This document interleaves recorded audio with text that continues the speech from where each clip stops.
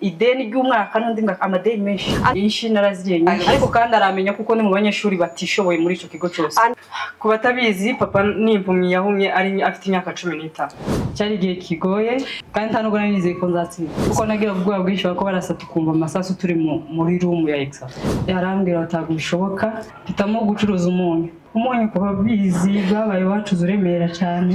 Nikorera umuzigo w'umunyu 25 kilo kazikura kuri gitavi akabugozi nanera ngeze nko mu bahenda ngasiga ngeze ahantu fulani gahi gice kimwe gatwara ikindi gice ngegeza mu isoko mu gatano ni kure kubahazi no curuza umunyu kandi wacu umukobwa ucuruza umunyu sinzi ko tubabifataga ntabwo nishimye na gatoye umunsi kuko kubazi mu nkambi takandi kasika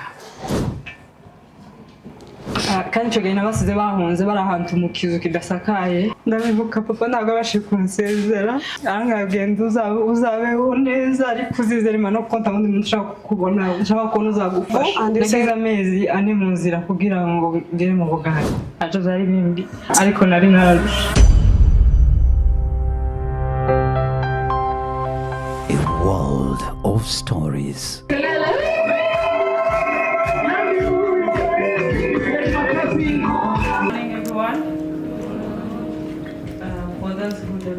My name is Bea Nyampundu.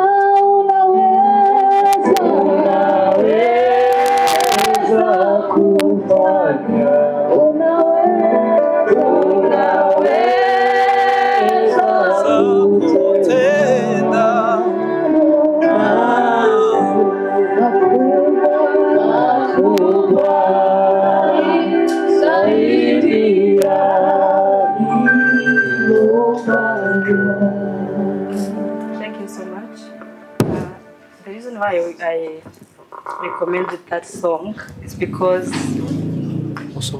I sang that song when I was going to Kenya National Qualification Authority after a long time finding my byari bigize igihe kinini cyane bamfungira uburyo bwo kwiga bakamwe ngo taguri qualifié ugomba gusubira muri diploma kandi ari muri ngeze ahantu kure barambwira urasubira inyuma ugende uje muri diploma urangize diploma ukomeze gusubira aho warugeze noneho urangize degree. It took a long time and the option they were giving me is to do a diploma so that I can level up to do a degree.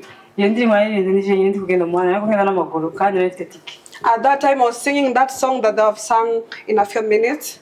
Ndagenda n'amaguru ni kure cyane sinzi nuko hitwa kure ngenda n'amaguru ndi kure nje nyine mu nzira cyane ndarira ndirimbiyo ndirimbo umwanya munini cyane niyo mpamvu nasabye ko Hemani ifasha kuririmba kubera ko uyu munsi nabitsinze.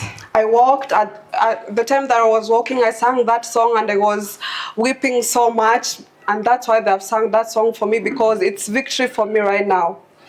Ico gihe nibwo namenye umugabo wa Dr. Karanja. That's the time that I knew the partner of Dr. Karanja. Nahamagaye Dr. ndamubwira byananiye ku shuri banze ko niga none sinzi ko ndi ubigenze. And I called her and told her that they have given me a no at school because of what was happening. Arangaye ngufashe ngweze nimero y'umugabo wanje muvugana ashaka kugufasha. And she told me let me give you a contact of my husband, he is able to help you. Yayimuhaye umunsi sinibuka umunsi neza ariko the next day The next day, umunsi ukurikiraho, uwo munsi nabonye certificate inyemerera kwiga degree yari yose muri Kenya. The following day, I was given the qualification to do any degree here in Kenya. Thank you for stepping in when I was struggling. Warakoze ko waramfashije igihe byari binaniranye. Ndashimira Dr. Christine Karanja. I thank Dr. Christine Karanja. Igihe na joining the Daystar niwe mwarimu twaganiriye wa mbere kuko natinye bari mucyane. The time I joined Daystar, she's the first lecturer I was able to talk to because I was afraid of the lecturers. Yambonye ndi mu ishuri yari kwaratwigisha. I was in a class while she was teaching. Yatwigishaga isezerano rya kera muri Bibiliya. She used to teach us the Old Testament. Noneho arimo aratwigisha ndarira stabona menye ko byagenze icyo natekereje sinkiza arambona ndikurira. While she was teaching, I cried, but I don't know what was happening, why I was crying. Ndasohoka nja muri washroom ndasandagaruka. I went out, went to the washroom, and then I came back. Girls arambona ntiyamvugisha class irarangira dusubira mu macumbi. She saw me, but she did not speak to me. So after the class, we went back to our hostels. Ngeze muri hostel nashinze nguma ndarira cyane umunsi sinzi cyacambayeho nkomeza ndira niko numva tameze neza. I kept on crying. I don't know what was happening. I was not okay at the moment. Nibwo yampamagaye arambwira ngo nabonye uri kurira mu ishuri ndagushaka muri office yaje tuganire. That was the time she called me and she said, I saw you crying and I want you in my office. I want to talk to you. Uwo niwo munsi yampaye igitabo yanditse. That was the time she gave me a book that she wrote. Ico gitabo yari marabigurisha Impaka kuva. She was selling them, but she gave me a free book. Yes. Ico gitabo cyari kivuga ngo don't marry a poor man. The book says ntushaka umugabo w'umukene. Yani ko gitabo kivuga niko title ivugira ngo don't marry a poor man. Igitabo kiravuga ngo ntushaka umugabo w'umukene. Uwo munsi tagana nariko numva nshishimiye cyane kubera ko nariko ntazanagiso. I was so joyful for the book, but I felt that I wouldn't read it. Because I was sad at the moment. On that day, she prayed for me. She wrote words of blessings on the book.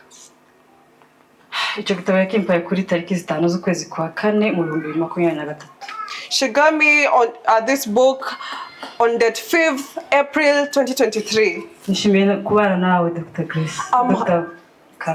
I'm happy to be with you, Dr. Karanja. I'm also happy to see your partner today. Before I say any story, I want to thank everyone. I thank everyone who was able to attend this event today. Starting from Heman Choir. It is a family for me, it is a family. N'umuryango kuri njye. I'm also grateful for my family who are available today. I thank also the student from Daystar University. I also thank AJHF. Before I talk about AJHF, let me tell you how I came to know AJHF. I'll use a few minutes, but I'm going to say all the words that I need to talk today. The day I knew about AJHF, I was in a class. There is a teacher who used to know me as a stubborn girl. But I used not to make noise or do other mistakes. He was an accountant. He used to keep he was like a bazaar. He used to keep the money of the school. And because I used not to pay on time, I was on the wrong side with him all the time.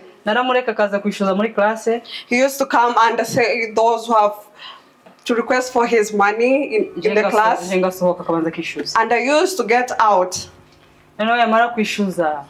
After requesting for his money during the class, and I used to come back after he has gone.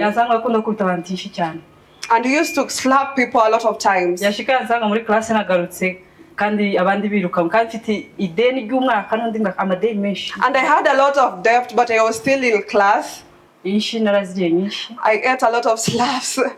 Yakaza kwitanja. He used to beat me a lot of times. Ariko kandi aramenya kuko ni mu banyeshuri batishoboye muri ico kigo cyose. And he also knew that I was among the vulnerable students in the school. Umunsi bamenya makuru kuko EJF ishaka gufata abana muri Minembwe. And the day I knew that they were helping children from Minembwe, yaranze yaje kumbwira.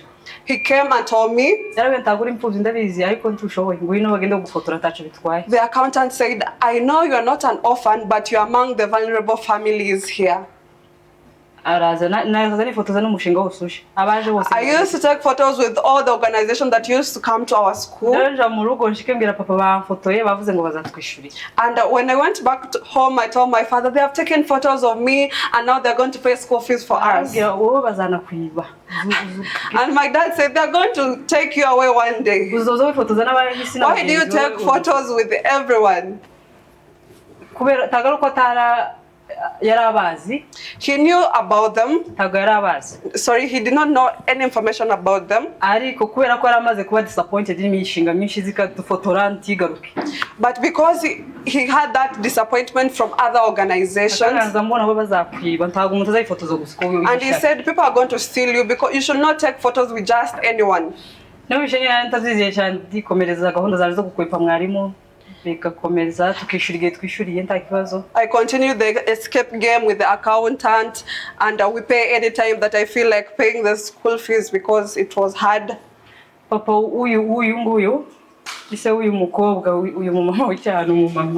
father of this lady over here.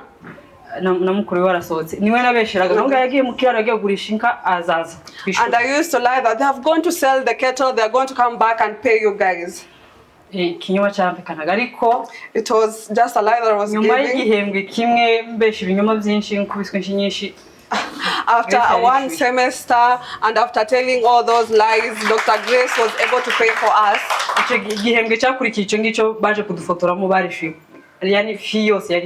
After taking the photos of us, they paid school fee for 1 year. All the time that I was in school before I knew about EJF, her father was the one who used to pay school fees for us. He was among the fathers who are able or had the capability to pay school fees. And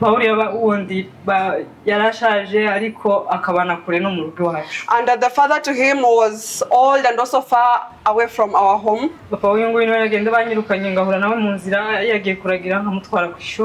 And his father, because he was like a nomad, when he was taking care of the cattle, we met on the road and I used to take him to school. He fighted for us until the time I knew about EJF.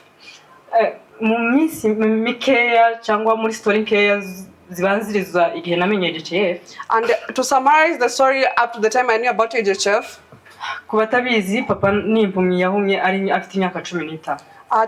to make the story short, my dad is a blind man. He got blind while he was 5 years. 15 years. He got blind while he was 15 years. He was still young, so he doesn't know about us, like knowing our faces and that. The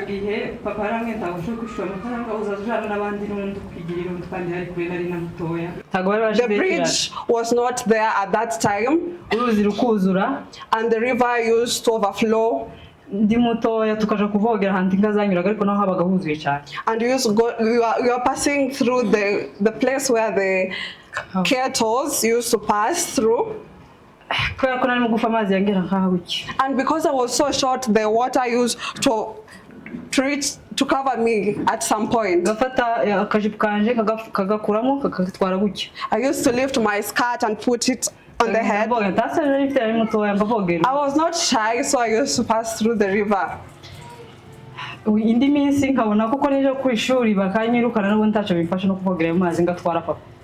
Sometimes I knew they were going to send me back home because I did not pay school fees, so I used to go with my dad.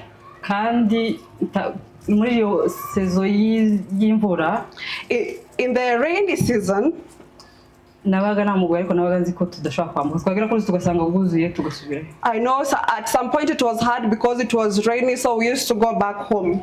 Impamvu nakaza mushaka kugira ngo bumve impuhwe bandeke niki.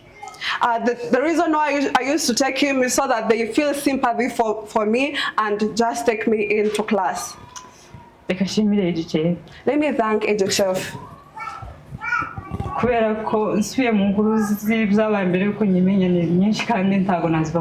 I go back to the stories before I knew about the foundation, there are a lot. I can't finish them right now.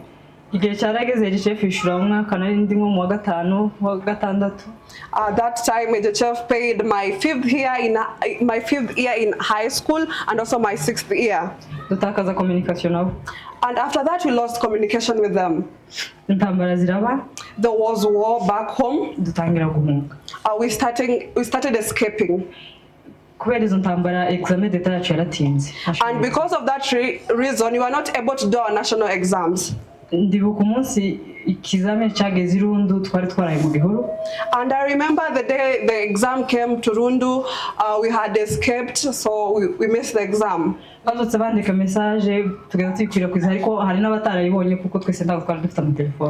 spread the message, but some were not able to receive the information because we did not have phones, all of us. When I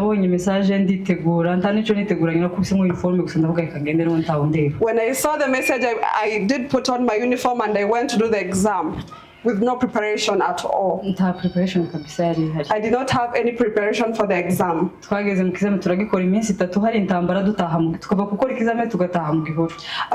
the exam was in 3 days and there was war at the time, so we used to go and do the exam and go back to the bushes to hide. It was a very difficult period. And I did not believe that I'm going to pass the exams. Because I had so much fear in me, we could hear the gunshots while we were doing the exam in the exam rooms.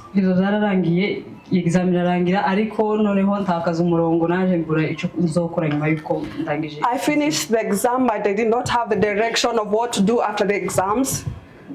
Ariko igihe cyarageze mbira papa ntagonza kuko nari mfite ubwo abantu bako bapfa numva mfite ubwo ndashaka hari nigiye cyo gushaka wacu niyo gahunda gushaka. After that, I had so much fear in me and I told my dad, now this is the period of getting married because there's nothing else to do. But I did not want to get married. And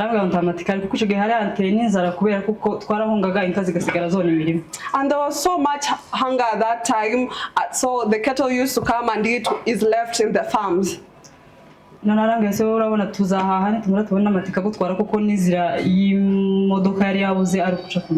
She wanted to travel, but there was no money or fare for her to travel at that time.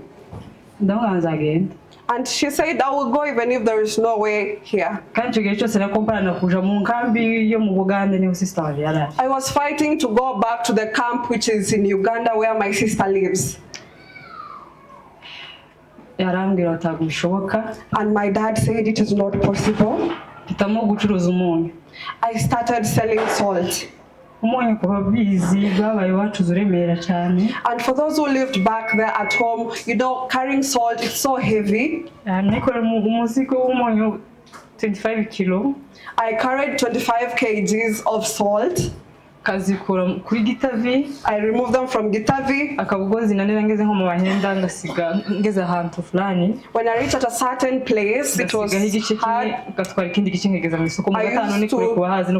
to take a half and leave the other half and take it to the marketplace. And for a lady to sell salt back there at home, it was something very not common. But I did not care about that. But I was tired. It's okay.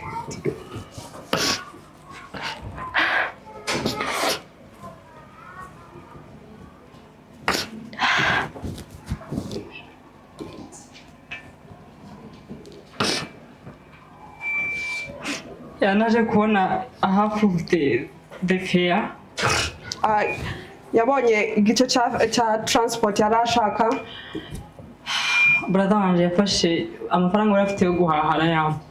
My brother took the money that they were to do the house shopping and she gave it to her.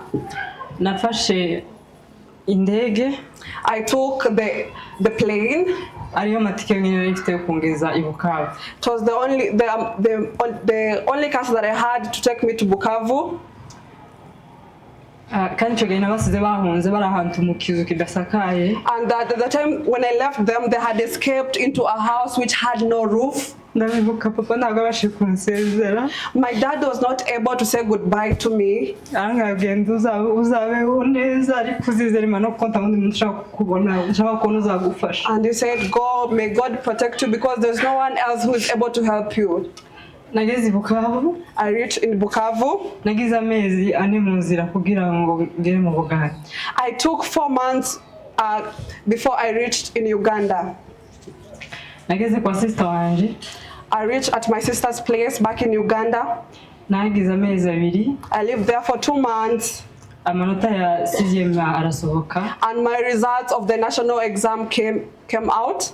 Sanga natsinze neza na percentage 70. I had passed with 70%.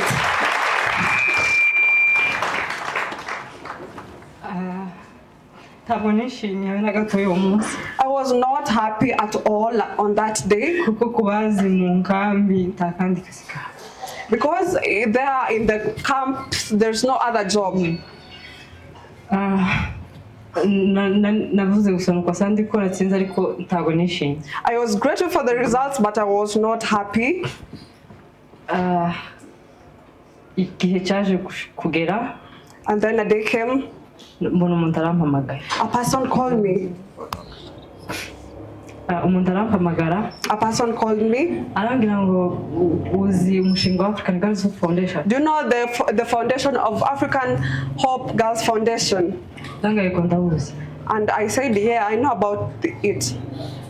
A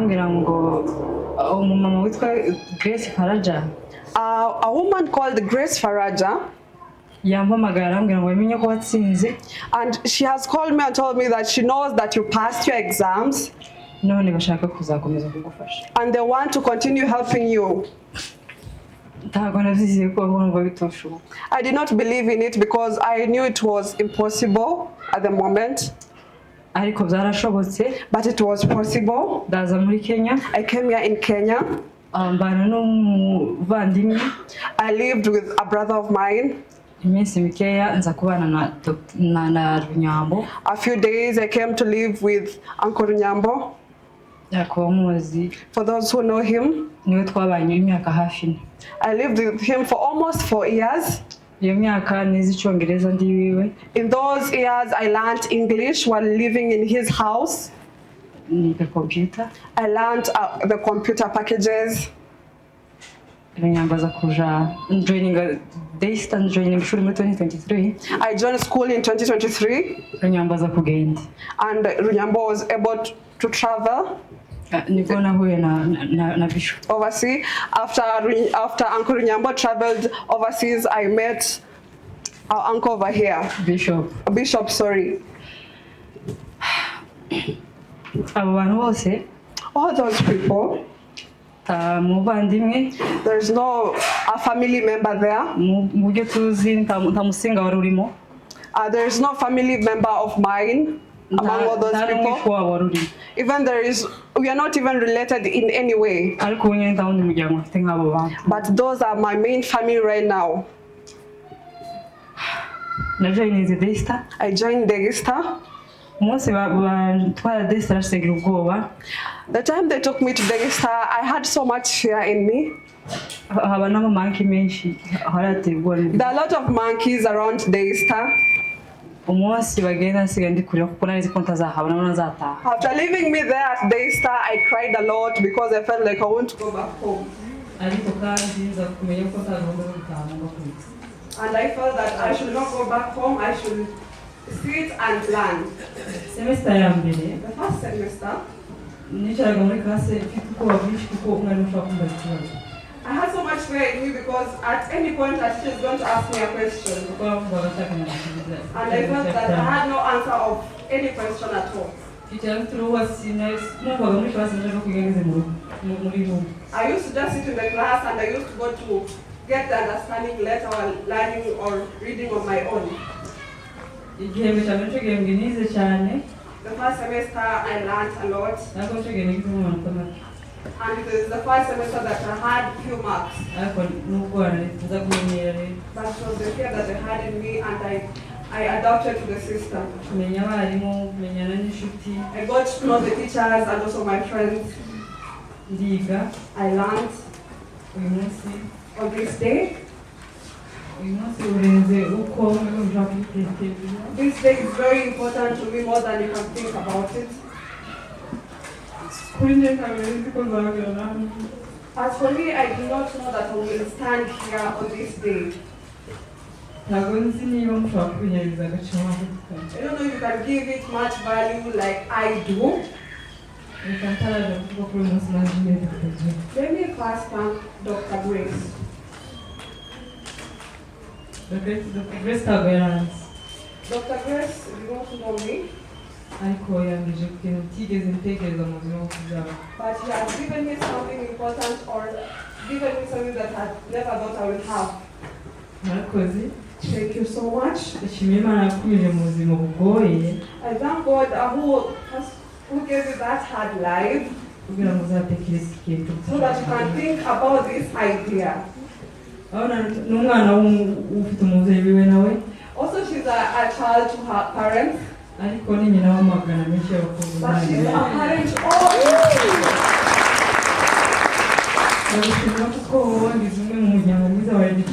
Thank you because you made me a member of the church family.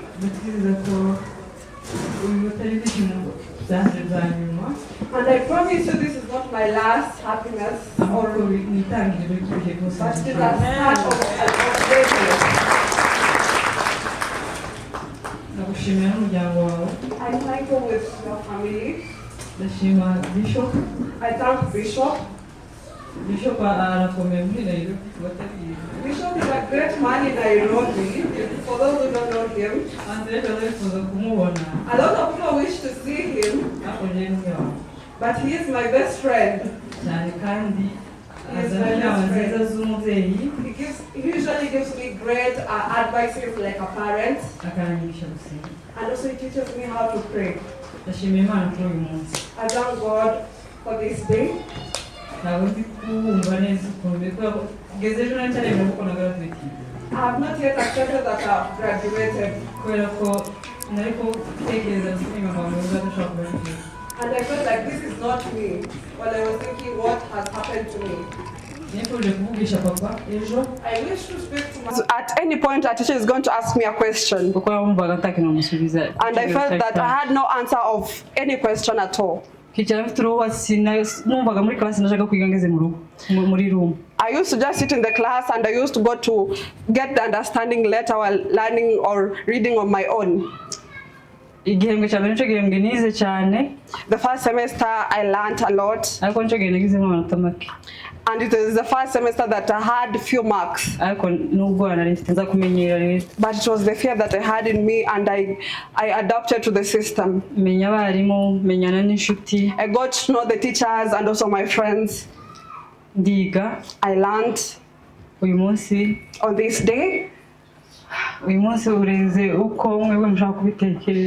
day is very important to me, more than you can think about it. As for me, I did not know that I will stand here on this day. I don't know if you can give it much value like I do. Let me first thank Dr. Grace. Dr. Grace Dr. Grace did not know me, but he has given me something important, or given me something that I had never thought I will have. Thank you so much. I thank God who gave you that hard life, so that you can think about this idea.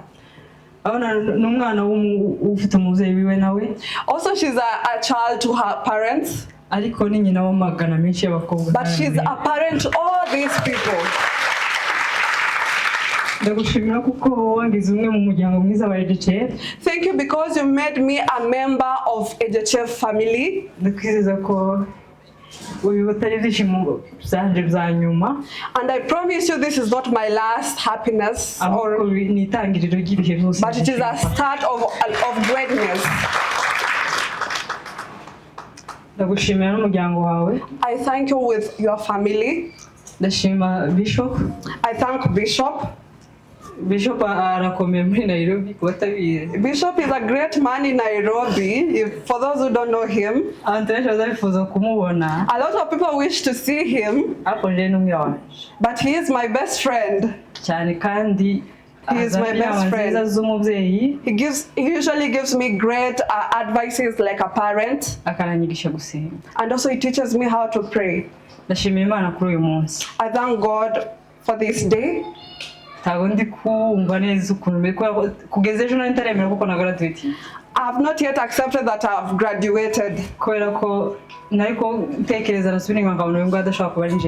And I felt like this is not me. While I was thinking what has happened to me. I wish to speak to my father yesterday. But what's that? But because of the environment that he is in right now, I was not able to communicate or talk to him. But I had talked to him in the previous week. And he told me he's going to send a voice note so that Dr. Grace can hear it. I wish ko yari kuba yayitumye ariko ko impamvu zane tukatayatumye ariko azayituma kuko afite amashimwe kurusha mfite. I wished that he could have sent it earlier, but he's going to send it because he has a lot of testimonies more than I have. Ndashimira Imana rero kubw'uyu munsi. I thank God for this beautiful day. Ariko kandi mfite message ku bakobwa bagenzi banjye. And I also have a message to my fellow ladies. I know all the problems that girls usually face. And what our family usually tell us, I also know about them. You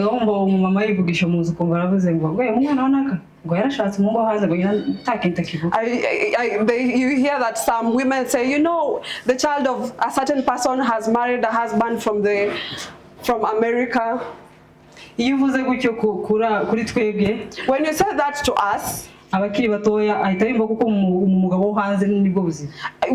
hear it as if marrying a person from America is the goal. And you reduce our dreams for greatness. But I request the young ladies, because I'm elder than you, even if elder women say those words to you, even if those who are younger than you, they've already been married, we have an example of the grace that a woman can be a great person. Let's learn with a lot of resilience. I know you are beautiful. People were searching for you, there are a lot here. But you know what you want. Stop those noises from outside. Let's learn with resilience. Let's pray to God. Let's look at Dr. Grace because he's a great example and he's holding our hand.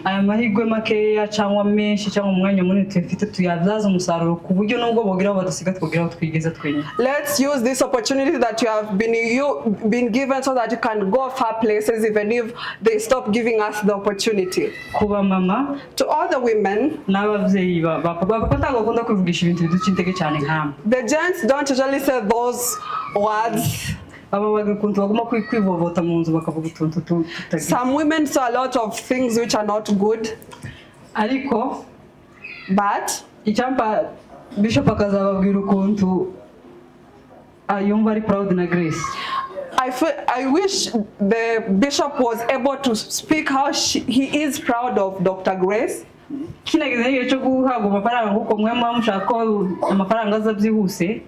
Sometimes you wish that you may have money at a faster rate.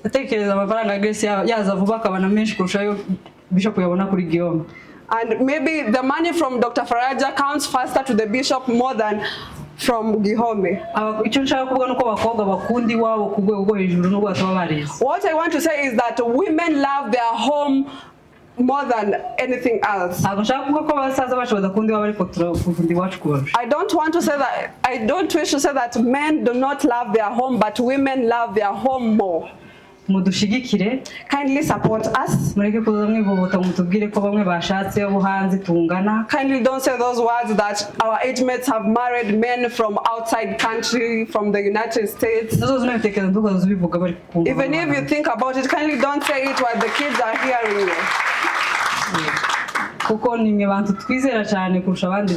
Because you are the people that we believe more than anyone else. And if a woman says something, you believe it is true.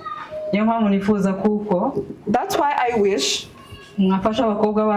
kindly help our young girls, help them to have the discipline in the house, and also help them to think of greater things, and also work with a lot of resilience. I have a lot of things to say, but let me leave it at that and give time to the next speakers. I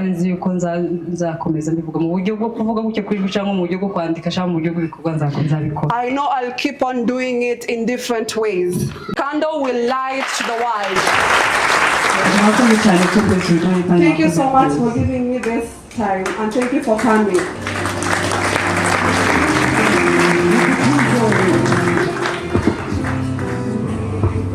Tupige makofi. Makofi mazuri tafadhali, makofi mazuri tafadhali.